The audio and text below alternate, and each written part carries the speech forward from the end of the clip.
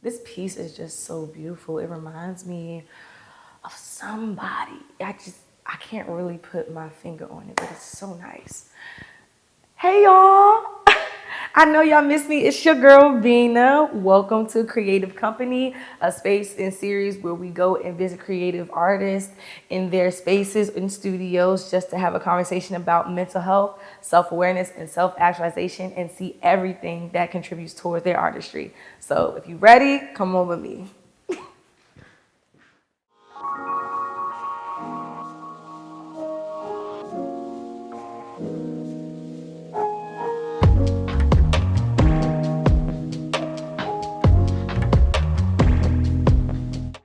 So we're gonna knock on our artist's door right now. Let's just see if he's in there. So we go in and just have a good visit.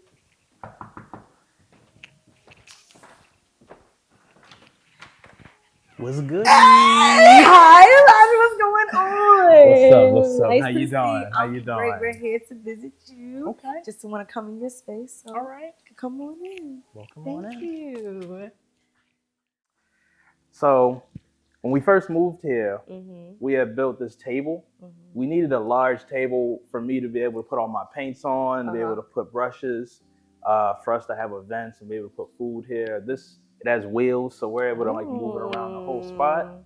But it was important because like we needed storage. There was no closet.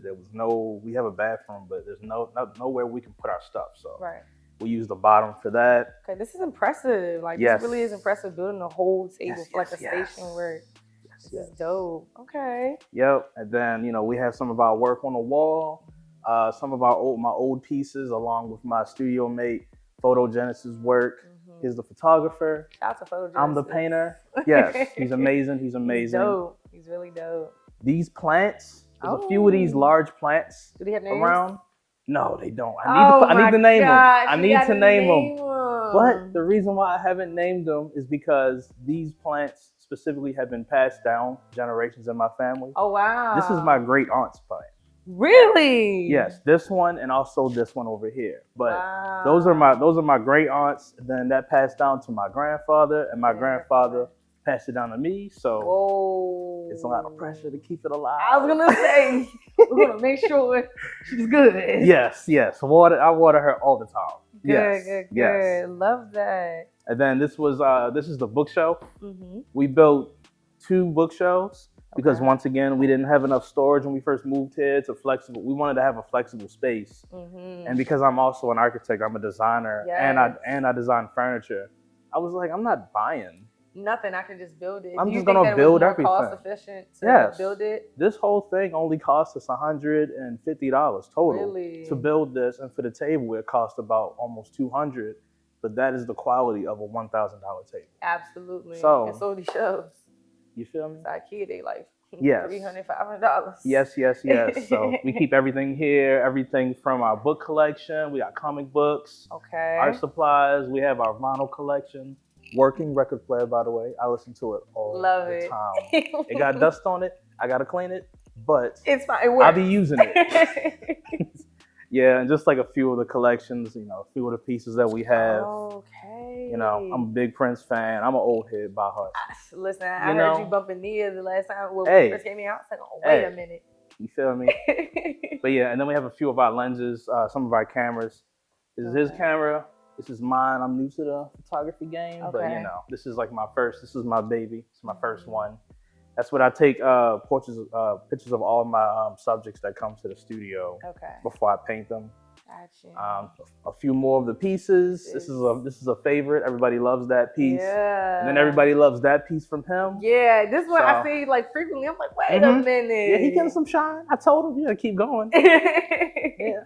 And then we have the large mirror right here. Everybody come here for the fit check. Everybody always come here. You got the pants, got the shirt, got the watch. He said, I'm coming prepared. I mean, why not? But and these plants? Yes, these are new. These plants, we've only had these plants for 2 weeks, and they literally sprouted in that 2 weeks. Yeah. So this is literally only 2 weeks of growth. Like 2 weeks ago, it was just soil for real. It was crazy. Oh my goodness. It was crazy. So some more of our work. here's a chest that I had acquired from, I had inherited that from my great aunt. Okay. So we put a lot of his clothing in here because a lot of models come in so that they could change in our bathroom before photo shoots. So, more work on the wall. And then this goes everywhere I go. And everywhere. What is this? This is a leather chair, like a king-size leather chair that I got. Yes, and I got it from Salvation Army in Providence when I was away for school. Really? And I got 2. So I got like the set. They all come with like the ottomans. Okay, I was gonna say you got to get comfy over here. It's so comfy. Every time somebody come here, don't nobody want to get up. Nobody. But also, this is like a consistent piece with all my work too. Yeah, everybody that I've taken a picture of or I've painted, all was sitting in this chair. Gotcha. When I was taking the pictures of them. So in a way, it's just a part of the story of my artistry, of my art practice. Right. Gotta love it. Beautiful. This was passed down too? Yep, another passed down. See, I'm a plant daddy. You feel me? Plant daddy. I really am a plant daddy. I try. Care of them. I try. I'm trying my hardest. Up on them and everything. This is impressive. Yeah, I don't even have one just yet. Yeah, no, this is like 10 plus years, maybe 20 years right here. So yeah, but a few more of our books. Okay. In my spare time, I try to revisit the Malcolm X. Let me see what the title is. The autobiography of Malcolm X. Love that. Learn your history. From Alataley, as told to me, Alataley. Yes, wow. yes. That's dope. Now this is my work center. I only really need a lot of people usually have like interesting setups for like where they paint at. Me, I just need a surface for me to be able to put my palette on. Okay. And I just need a chair and somewhere to put my laptop for the most part. But this is where the magic happens. I used to use my easel over here a lot when I used to buy stretch canvases, but now I just bought a roll and I was like, this is much better and more efficient than using an easel. So I just tack it onto the wall and I kind of just go crazy. Yeah, I see. And I see that you're working on something right now. Yes. And I see that we already have the completed piece for Villager. Yep. With another great and phenomenal artist as well. This is good. This is so Thank you. dope. Thank you. Yeah, this is obviously my friend Villager. They came past the studio actually sometime last year. It took me a while to start the painting, but I really wanted to make sure that everything was in play. I wanted to make sure I got his video recordings because that's an integral part of the process. Right. Just getting everybody's story and making sure that I can depict it in a very efficient and authentic way, because that's important, especially in the Black community. We don't have a lot of people there to tell our stories, so we have to do it ourselves. So in my opinion, I just was like, well, I just wanted to use my artistry, my skill set as the platform for others. Yeah. And so far, it's been pretty amazing. They're beautiful. Yeah. Oh, thank you so much. So this is Villager, and this is going to be Jazz. It's the working piece. She's so dope too. So thank you for that, showing us around Kent Studios. Yes. So we're going to go ahead and ask you a couple of questions. All right. And just have a conversation. You ready? Yep. All right, cool beans. Let's go ahead. So Elijah, thank you for showing us around your lovely studio space. It's beautiful. So I want to ask you a couple of questions, just about like you as an artist, interpersonal conversations, or just how you navigate as, a person, an individual, and then also how that flows into like your artistry and your work. So the first question I have, of course, we know you're an artist, you're a photographer, but you also are an architect. I think I pronounced that correctly. I want to make sure. And I noticed that you do a lot of detailing in like the work that you do and like the building and everything of that nature. And it seems like, it connects to like what you do in your work, your photography and your portraits. And like there's a story behind each of those pieces or whatever the case may be. I just want to know, like, would you consider yourself a narrator? Yeah, 1000%. I think I'm going to start calling myself like a visual storyteller. Okay. Because that was always the goal. Because the goal was the reason why is because I didn't see a lot of people that looked like me when I started going to museums and everything. But I also noticed that when I did go to museums, it was also always about history and learning about different cultures and everything. And I'm just like, for a group of people that has such a strong impact on culture, we're not being represented We're there not at all. You know, and if we are, it's they try to throw like Basquiat and you know, even like Carrie James Marshall, like they put a few names in there that we know of, you know, even Faith Ringo, like God rest her soul. Yeah. You know, there's more. There's so many more people, and that's why I started. Not just because I realized I had a skill, but because I realized that there were so many stories not being told. Absolutely. And they were all stories of people that look like me and you. So yeah, I would 1,000%. The responsibility is, and that was like, you know, me leading to like what I was gonna ask, like, do you feel responsible, you know, and what compels you to want to like see that? And that was a very good answer, because a majority of the time when I was younger, I really didn't see myself in TV shows. I didn't see myself in art pieces. I didn't really, and if it was, I had to go digging for it. You know, it really wasn't evident, really wasn't at the forefront. I think we're in a space in a time where now a lot of Black artists or creatives or influencers are starting to be more prominent and lead with that, because we didn't get that. We wasn't granted that when we were younger. So that is a beautiful thing. That's a beautiful testament. And I love it. I love it so bad. So my second question is, I know that we see a lot of community amongst like your work. Of course, it's a lot of friends, it's a lot of family members, a lot of other artists. And it seems that like that's very evident and very important to you. You know, as a Black artist and as a man, if anything, you know, could you name 3 reasons why you feel like it's important to preserve Black culture? 3 reasons. Because we're cool. Because we're cool. Because we're cool. Funny as hell. Because we're so impactful, and because our stories have been erased. And I feel like now is that time where in which we're actually reclaiming. People use that term all the time, but it's true. Like we're reclaiming our culture and we're reclaiming our time. But we have the opportunity now to write our own history through our own narratives, and not allowing other people, especially the people that oppressed us, to write those narratives for us. I think that those are the things that I really strive to do with the work that I'm doing. Right. Okay, so that's one reason you said it's because we're cool. I mean, yeah, we dope. What's the other 2 reasons that you feel like it's important to preserve Black culture? Other 2 reasons is also, I think, lineage. I think that the next generation should also deserve to know about themselves. They should also be able to go to these museums. They should be able to go to concerts. They should be able to go anywhere and be able to see themselves just like any other culture does. So I think that's also important as well. And also, I think just the fact that our stories matter. Absolutely. Like, I think it's not pointed out enough just how much the stories really do matter, because we're not teaching these things in schools anymore.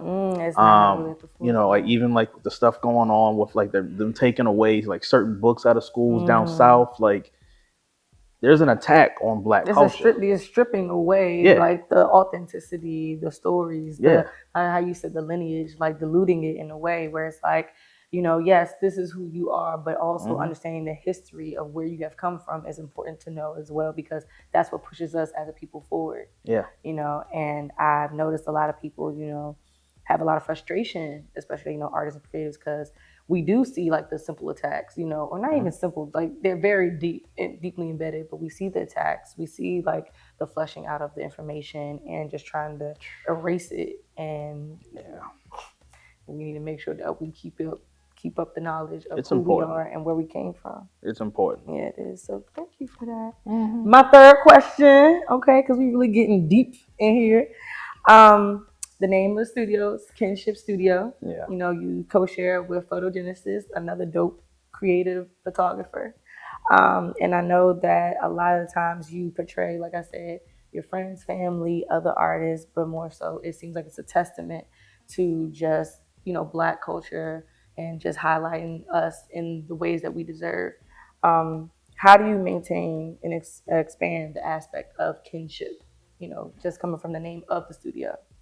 Yeah, like, well, kinship, also obviously meaning like family and friends, ironically, yes. But just because anybody, the way we look at it was anybody that walks through this door into this space, we want them to feel like family. We want them to feel like they're like they matter. They like we care about them. We have drinks and food for them every now and then. Cause I got me a little person wine. I say thank Hey, you look, kindly. hey, every time wine and water, the 2 W's that matter to me.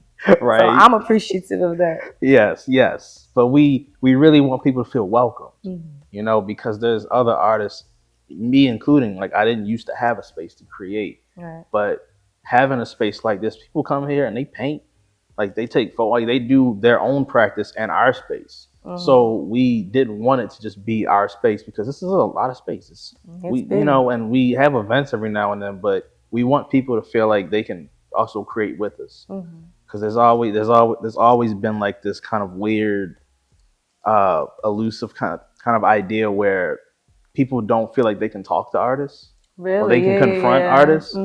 But I mean, I do live painting and stuff. I don't mind talking to people while I paint. Like people feel weird about coming into you while you know talking to you while you're in your process. And I understand, but it's also the idea of like, you know, you do this, you're so expressive with your work and your whatever. They feel kind of like, you know, a little timid. Yeah, they don't want to. They feel like they, you know, impeding. I'm like, no, it's fine. If they have questions, I talk to kids while I paint everything. So everybody's welcome. That's everybody. Good. I love that for you, and I love that you are able to extend that to others because a lot of times some artists or creatives are, you know, they have their own type of process, their own type of reserves, and that's understandable. But it's good to know that there are artists out there who don't mind extending that or just being compelled to be like amongst community, you know. And that leads me to my last question that I have for you. Just knowing that community, like, you know, is a very, very important aspect of your growth and of your process. How can you say like it has helped your self-awareness or just even like your mental health? I think when I came back, because I went away. I went away to school. I just came back. I just graduated from RISD last year. Congratulations again. Thank you. But that was an amazing experience. But when I came home, it was like a culture shock because I began my painting practice, my artistic practice when I was away. So nobody really knew I was doing that back home. So I didn't have any idea what the art scene was here, what it was like, I only knew a few artists, a few people. So I had like somewhere to start. But when I fully engulfed myself in this community, they embraced me like no other. Like it was crazy. Like I was getting opportunities sent to me left and right. And people was giving me like advice. Like there's so many artists that just really came to me and just they saw that I was serious and they saw that I was passionate about what it was that I was doing. And they just embraced me. And because of that, like I didn't have to worry about, oh my God, am I not good enough? Or like, am I ever gonna make it as an artist? Like these are all the things that made me not chase that dream when I was younger. Because I was going to school for that. And then I shifted and went to school for architecture because I was told I was gonna be broke. I'm not broke. Okay, and so you know what I mean? So I'm saying all that to say a community is important, especially in the art world, because this is a crazy game. If you don't know how to operate, you don't know how to move, you don't know who to talk to, what spaces to try to interact with, anybody can be discouraged. You know, that whole starving artist thing, I think it's all BS. But I think people decide to be like the starving artist. So? Yeah. Because like if you really want to learn, like you have to be open to educating yourself and willing to talk to people and get that advice. To be in those spaces. You got to be a sponge. Yeah, honestly. But it depends on where, you know what I'm saying? Of course, true too. We have to understand the trial and error, you know, aspect of things, like being in certain spaces. Okay, this group of people or these, you know, people that are focused on this specific thing may not lean into what I'm focusing on, but it's good to be in a certain proximity towards them or have a certain relation. And I think it's always good to have like a certain type of experience when finding your niche or when finding like your people, especially in the art world or creative world. We all know that because even for myself, I've had to, you know, connect with other podcasters or other like interviewers who focus on different topics. And it may not be something that I lean into, but also I understand you have a certain proximity or you have a certain type of group of connection that could be beneficial. and in the ways of like, if I want to build or connect or I can learn something from you, I don't mind still connecting with you. But, it may not be that. Or I do find somebody that aligns with my agenda or whatever I have going on. It's like, oh, these are my folks. One of us. It definitely does make a difference. But community is definitely important. I'm so glad to see that you are an advocate for that. Yeah. You are a center point for it. And this is a testament towards just you build a community, and especially for the Black creative, for the Black artist. Thank you. And I appreciate you for Thank being you. here. It was so dope. Y'all better check him out. Well, we're going to get out your space and let you continue to work. But I just want to thank you so much. Of course. Thank you so much. So we're going to head on out. Elijah, everybody, come on. Elijah, let's go. Get out your space. I know y'all are well. I fucking forgot. Try one more time. And then, are you still rolling? All right, cool.